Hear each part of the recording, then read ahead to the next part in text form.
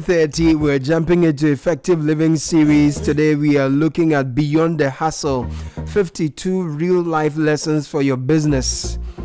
Dr. Boahemaa Ntsim is the managing partner at Blacksmith Africa Consulting. We're grateful to Hallmark Freight and Consultancy Ghana Limited and Petra Trust for sponsoring Effective Living series. We want to jump beyond the hustle because since the week started, getting to work is a hustle. Being at work is a hustle. Getting home is a hustle. So how can we go beyond the hustle and make a meaningful living? That's where Dr. Boahemaa Ntsim comes in. Doc, good to have you. You're most welcome. Thank you, Caleb. I'm happy to be here. So I see that you have traversed different sectors. Yes. You've ventured into oil and gas. You've done agro-processing, edtech, financial services, a whole lot more. A whole lot. And now you are focusing on entrepreneurship. Yes. Tell us a bit about entrepreneurs. Raising entrepreneurs. Yes. Tell us a bit about your journey. Let's get to know you. I think my journey has been very long and checkered. Right. I started doing what I would call entrepreneurship right from campus. Okay. Volta Hall. I mean, where we used to ladies with vision. Exactly. And style. I saw a gap in fashion, okay. And so I was getting stuff and selling to those of us who couldn't travel. Okay. So I mean that's where it started from. Right. But I believe over the years I've tried all sorts of things. I mean, when you are a consummate entrepreneur, you have an idea and you think it's a business and you run with it. So when we are talking problems, you are seeing a business. Exactly. When I see an opportunity. Right. But the challenge has been that it had to be more than passion. Right. And so in between, I've made lots of mistakes. I've failed several times, and I thought, okay, it's time to share those experiences so that other young people would also find a way to avoid very the important potholes. Because for a lot of people, it's a knack. It starts as a knack, a passion, a drive. Yes. But there are a lot of lessons that you miss. Exactly. Some can cost you. Exactly, and it does cost you. And some of them you struggle to get out. Because there could be financial issues. You would lose relationships. All sorts, and so it's important that you get it right. Right. I mean, the best way you can. I like it. So what we are going to do for our listeners today is to take them through your journey and the lessons. We are looking at some 52 real life lessons. It's a lot, but we'll take them one after the other. So how do you want us to approach it? I have a chat before me. Should I just go through it? How do you want us to do it? Okay. Maybe I'll give a background to the book. Fantastic. And then based on that, we can look at the lessons that you would want us to touch Works on. For me. Works for me. I mean, so like I said earlier, I felt that, the statistic about businesses that fail is not too correct. Okay. Because we claim that 4 out of every 5 businesses will fail. But the question I was asking myself was, do we call them businesses? Okay. What are businesses? Okay. A business must have a vision. Okay. It must have structure. So many things that go into what we call a business. So those that fail, they are hustles. They are hustles. They are gigs. I thought as much. But there's a way to integrate backwards so that even if it's a gig, it has a fighting chance. Fantastic. So what do you do? One of the things I talk about, for example, is when you have the idea and you ask a few friends and people like you whether, will this sell? Ebefa. And they want to encourage you. Ebefa. When they tell you to work, you say, they are haters. Or most likely, they are like you. Right. So what you're thinking is can't what they are see thinking. Or know any better. Exactly. Right. But based on that limited research or advice, you launch out and you suddenly realize that what you were thinking is not what it is on the ground. Exactly. So how do we ensure that before you quickly step out and put in your time and resource and money, you have at least done a much wider, I like it.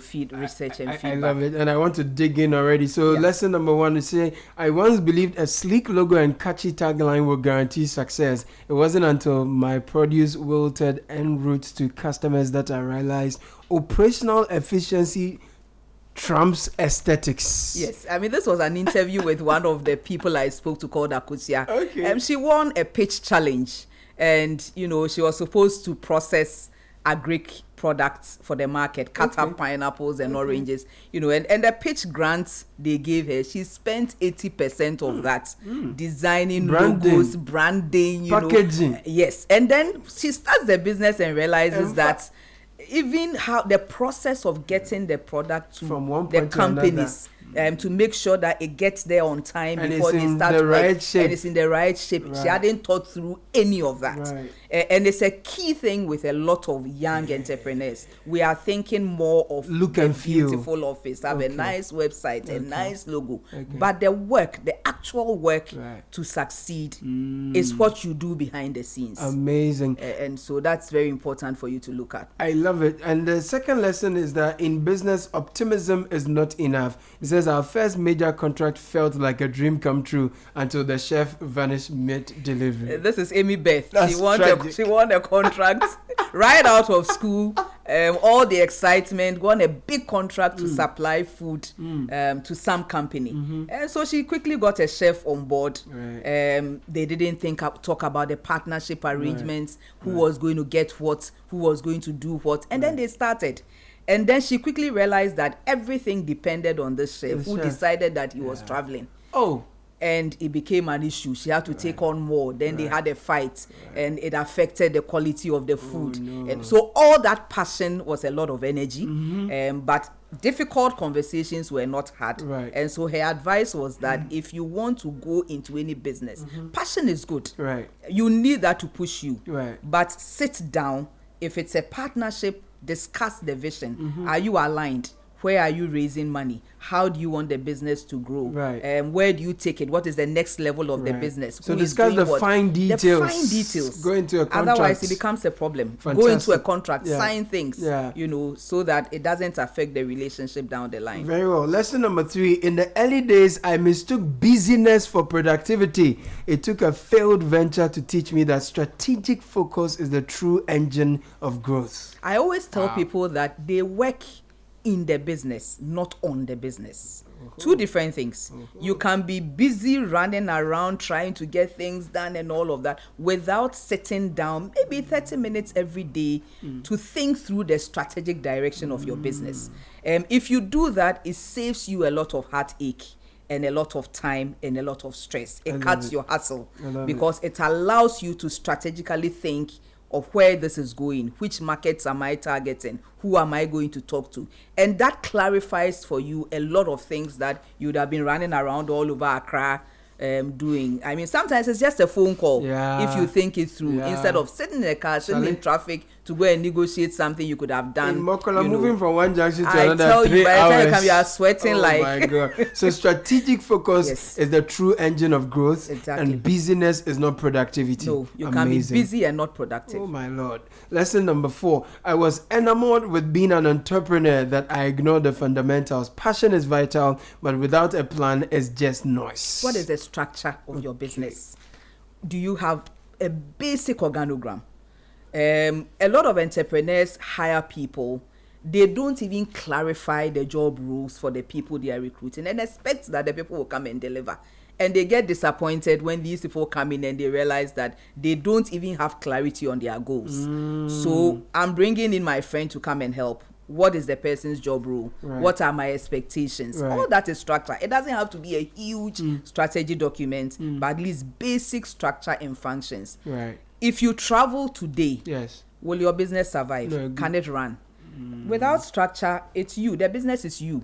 And that adds to your stress. That adds to you not being able to allow the business to move to another location, for example. Because there's no structure. Lesson 4 on structure segues in perfectly with lesson 5, which talks about partnerships and collaboration. It says, after losing a significant partnership, I learned that clear communication and defined roles aren't optional. They are the backbone of any successful collaboration. Exactly. And it happened to me. I had a friend, we went into a partnership and we ended up not being friends anymore because she took me to court.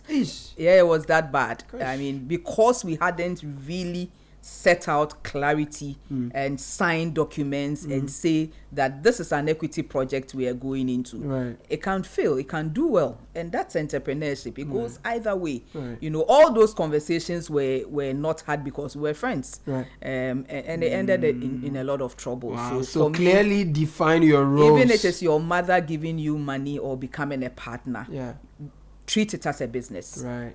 That's interesting. Lesson number 3, scaling a business isn't about doing more. It's about doing what matters most. I had to learn to say no to good opportunities, to say yes to great ones. A lot of people that have failed has happened because they try to do too many things. Yeah. Everything seems like a good opportunity. True. So you are doing that and someone say, oh, can you add on this because there's it complements each other.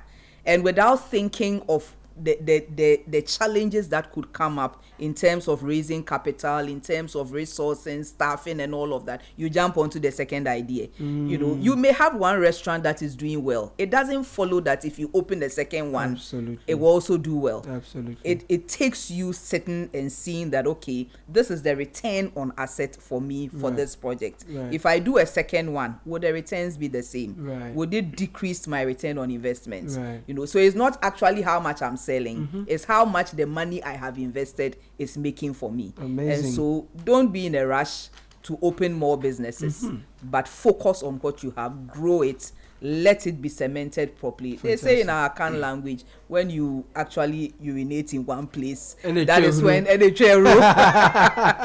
runs same for entrepreneurship. Focus and get something built before you quickly jump onto another trend. We're learning so much here. So scaling a business isn't about doing more, it's about doing what's most important or what matters more. It reminds me of Mami Okuagezi. She says sometimes more leads to burnout.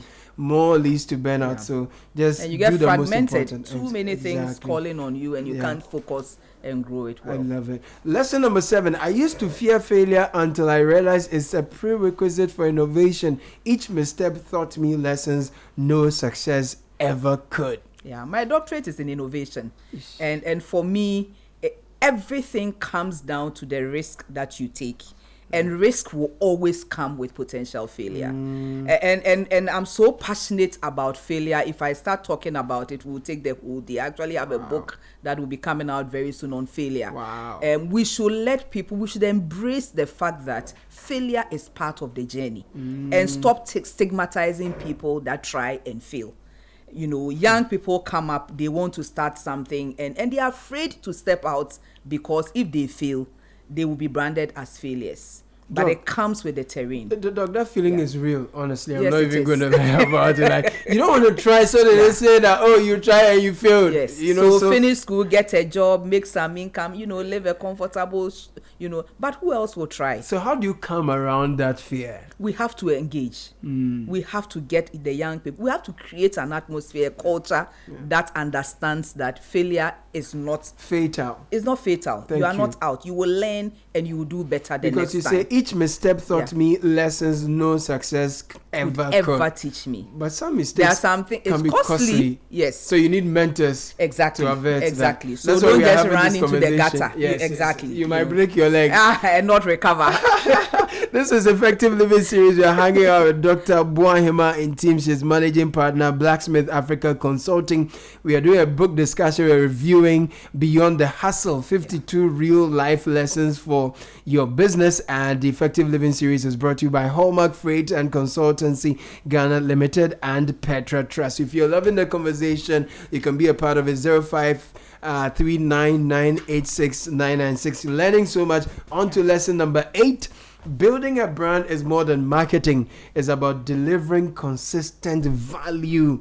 Customers remember experience, not just logos. Isn't it frustrating when you see something very beautiful on social media, the product looks good and all that, and you give a call and nobody returns your call? Or you try to and the person is rude. It spoils the entire experience. Or you finally get the product in your house, you taste the thing, and it looks nothing like what you saw, in the photo. What you ordered versus what you got. My God.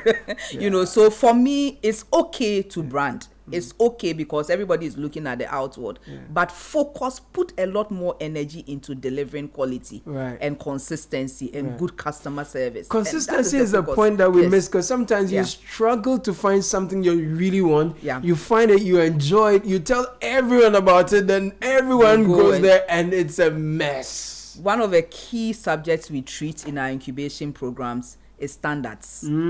If we can standardize things, whatever you are doing, document your standards. If even it's jollof you're cooking, what goes into it, so that if I buy today and I buy next week, it's the same experience for me. And standards will take us very far if we focus. Standardization, because the salt, we fetch it into a hand, pour it in, and they will do.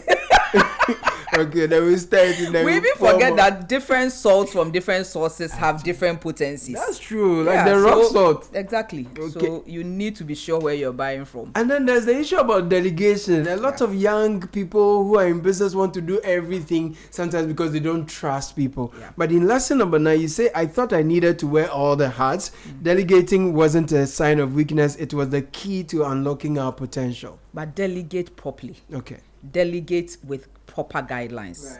Ensure that who you are delegating to has capacity, and what you are delegating can be measured. I'm loving this. Otherwise you will have struggles. There will be challenges, and you feel very frustrated, because I realize a lot of the time that it is those of us delegating that have to work on ourselves, because the instructions are vague and abstract.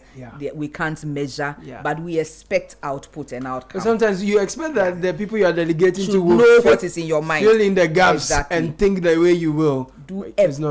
Write it out like you're writing to a toddler. Okay. Step by step, and make sure that when they come back, you can measure. When you do that, useful. Delegation becomes a lot more effective. Very useful instruction. Now let's talk about money. The money, right? Financial literacy isn't just for accountants. Understanding cash flow and budgeting saved my business from the brink more than once. What has helped me a lot is my first, second degrees are in finance. So I do understand the figures.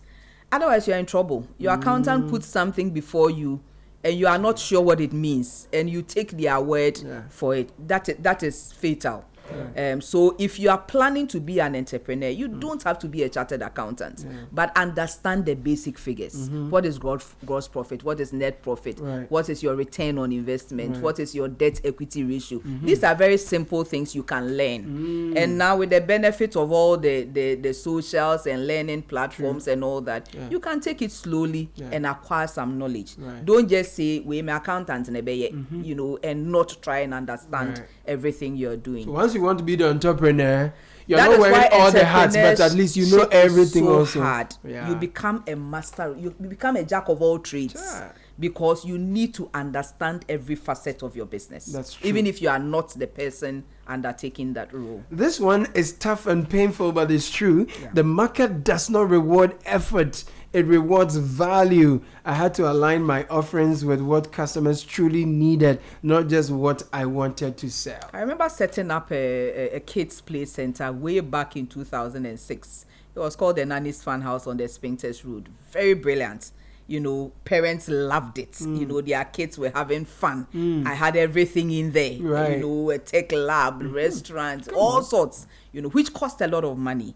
But parents were not willing to pay for the kind of facility and service that I was offering.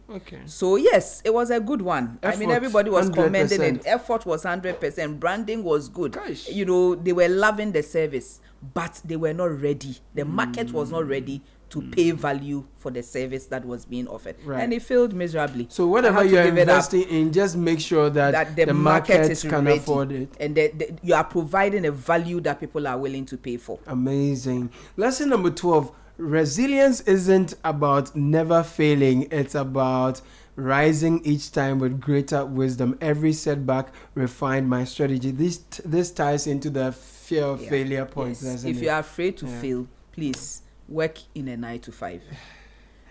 That one's safe. That one's safe. You can fail, Don't be joke. It's not a problem. Because when you come into the space entrepreneurship, failure is your business may not fail, but a product you launch can fail. There could be some disappointment with an order you bring in, and it affects your entire business. It's part of the terrain. So it is not about not failing, but your ability to cry a little, sit back, and moving on quickly, and find yourself learning again, and find your space again, learning the lessons, and then moving to the next level, picking up the pieces. Lesson number 13: networking opened doors I didn't know existed. Relationships, not just revenue, became a cornerstone of our growth. It's interesting how many deals people, broker over, tea, wine, and then the golf courses that many presentations have not secured. You have even taken it too high. Sometimes just our socials. That's true. I have a business that has grown. I haven't advertised. It's just been friends telling friends, people recommending. And if the product is good, you can build a whole business from just your network. So please, let us network. Let us value the relationships. And I also give examples. You go to church. When you close church, don't jump in your taxi or your car and go home. You never know, the person you may greet after church holds the key to unlocking some market potential for your business. Even at the public toilet. You never know. So just keep smiling and be nice. Yes. Lesson number 14, and in the third row too.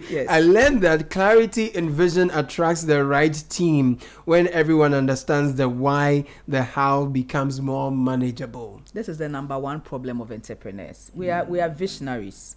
We see where we want to go, but we are not clear in communicate that to the rest of the team becomes a challenge. And somehow, strangely, we are hoping that they will catch on to the vision and run with us. It doesn't work like that. You have to ensure that every day you are communicating where you want to go and carry your team along. Otherwise, you change employees every week. Doc, you have 52 lessons. We've only done 14. We can't finish. And it feels like we've learned so much already, and I'm really loving it. I'm getting to lesson number 15. I like it's like a desk calendar, right? I like the pictures and the presentation too. It's really nice. So this is called Beyond the Hustle. So we can get this and keep on our desk every day. We are learning a new lesson. 52 lessons. So every week, one lesson that you meditate on. Amazing. So lesson number 15 is that innovation doesn't always mean invention. Sometimes it's about improving existing processes to serve customers better. When we talk innovation, everybody is usually thinking machines, products, machines, creating. And you can innovate your marketing channel. You can innovate your funding. Where are you getting money from? You don't always have to jump to a bank. Innovation cuts across the entire organization. You can just add a little value, change how a product looks, and it becomes your product. Maybe just the shape. Everybody's doing a bottle with blue top. You can just change and do a rectangular bottle, whatever it is. And that's innovation. And so it has to cut across every part of the business. Lesson number 16, I used to chase every trend. Focused execution on key initiatives proved more effective than spreading resources thin. It's very easy to fall prey to everybody is doing this. So let's all go. I mean, everybody's opening a restaurant, so let's all open a restaurant. You need to understand that not everything everybody is doing will work for you. Sometimes people have businesses, they are just fronts. There are all sorts of things in the back they are not showing you. One shout. So the whole year the same thing is there. But the money is coming. They are making money. And so don't follow the trend. Look at what works for your business and go out along with that. Don't follow the trends. Look for what works for your business and execute to precision. I love it. Number 17 is a lesson we've got into. Mentorship transformed my perspective. Learning from others' experiences accelerated my growth and helped me avoid common pitfalls. There's something interesting we are doing with Beyond the Hustle. We actually have an app now on Play Store, where you sign up. And I'm actually going to put young people to mentor with entrepreneurs. So we have people mentoring for careers. Accounting, they go and intern. But where is the entrepreneur interning? So we are creating opportunity for entrepreneurs to, guide other young entrepreneurs and provide direction and for them not to fall into the pits we have fallen in. and gotten out, or they may not survive. It's true. They may break a leg. I tell and you. that leg cannot be mended. As you mentioned, Beyond the Hustle, it just occurred to me, I'm host of Beyond Borders on ChannelOne television. Well, maybe we can team up. You see, we there's are all some beyond something. it. Yeah, beyond. Yeah, now lesson number 18, customer feedback. Yeah. Even when harsh, became our most valuable tool for improvement. Listening turned complaints into opportunities. I remember one day a supplier or a vendor that I work with sent me a questionnaire asking for feedback on her service. What about 5 questions? So I answered all of them. Then she called me back and tried to refute, rationalize the every feedback of the and tell you why this was this and why I cannot say this is that. At the end, I asked them, why did you ask me? Exactly. If you had your answers already, we should be open to feedback. I tell people, if somebody gives me feedback, I'm happy because it means they want to continue to work with me. Typically, if I don't like what you're selling me, I just won't even call you. I won't comment, I won't talk, I won't give you feedback. I'm done. And I move. So as entrepreneurs, business owners, you should look for feedback. Ask your customers how they feel and be ready for the not so good things that they tell you. Otherwise, there's no point. You know, during the festive season, I got someone to make some kaftans for me, and this someone I give repeat business, so we are all comfortable with each other, like how the delivery was. But this time around, they made some pants, and my leg could not enter. You know, when it gets to your ankle, it's you know,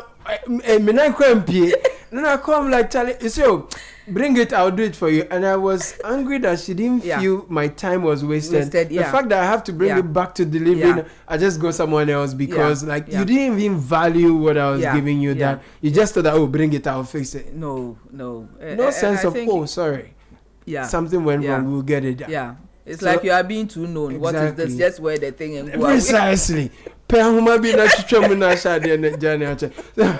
Lesson number 19, as you are running out of time, interestingly, is on time management.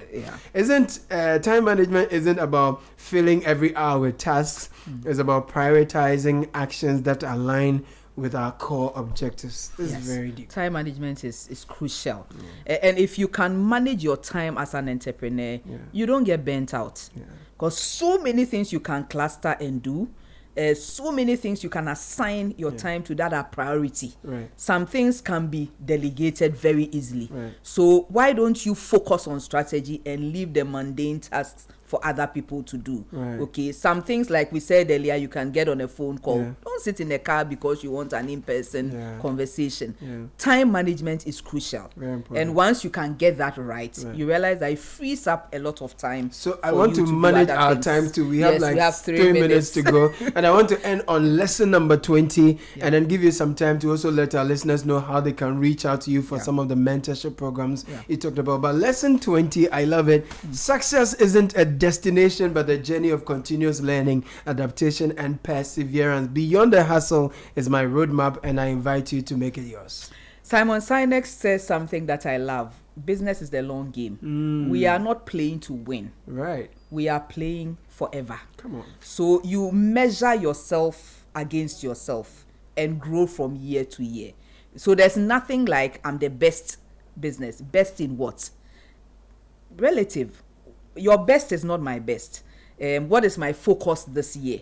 And I work towards that focus. Maybe this year, all I want to do is to ensure that my network is wide. It's not about numbers. It's not about profitability. So as a business, set your own benchmarks and work towards that. And allow yourself grace to be able to do what you have said you do. If you keep matching and comparing, you are going to get very frustrated. Amazing. That was a book discussion, Beyond the Hustle, 52 real life lessons for your business. Dr. Boahemaa Ntsim, Doc, where can we find your books? Where can we access you? Want to network with you? How can we reach My you? website is drboahemaantsim.com.